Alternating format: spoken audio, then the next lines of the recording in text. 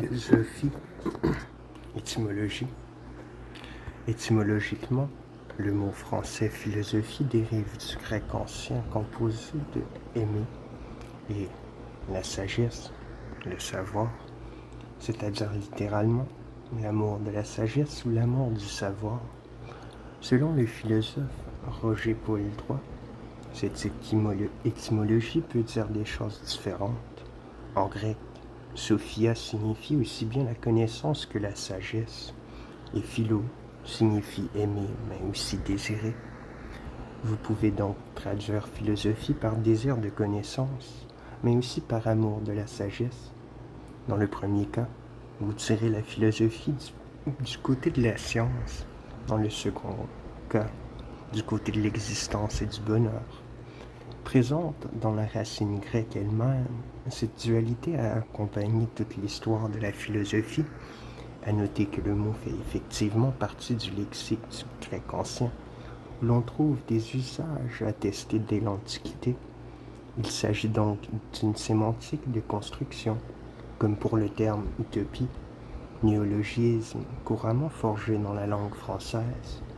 Les termes philosophos et philosophein apparaissent en quelque occurrence chez les penseurs présocratiques, Héraclite, Antiphon, Gorgias et Pythagore, mais aussi chez d'autres penseurs comme Thucydide ou Hérodote, contemporain de Socrate.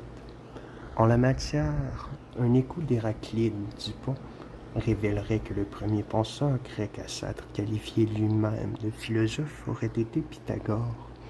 Toutefois, c'est la pratique dans les dialogues de Platon qu'en a fait Socrate, qui a ordonné le type de questionnement et de recherche sur la question qui a constitué jusqu'à aujourd'hui la philosophie.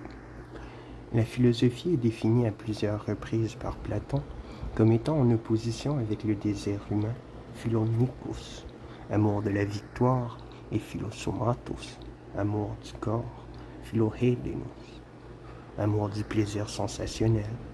Pour lui, elle s'exerce plutôt dans la partie surhumaine des êtres humains, c'est-à-dire dans une pratique intellectuelle pure, et elle est synonyme de philomatia, amour de la connaissance.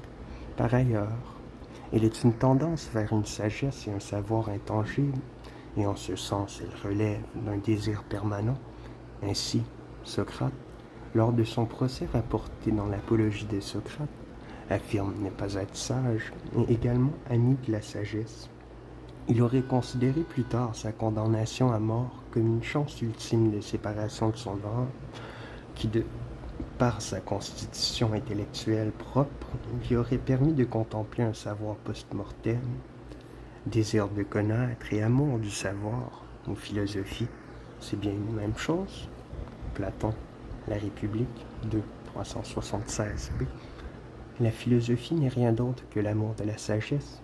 Cicéron, dans une optique similaire, Emmanuel Lévinas écrit dans la préface de Totalité infinie, la philosophie elle-même ne se définit-elle pas, en fin de compte, comme une tentative de vivre en commençant dans l'évidence, en s'opposant à l'opinion des prochains, aux illusions et la fantaisie de sa propre subjectivité?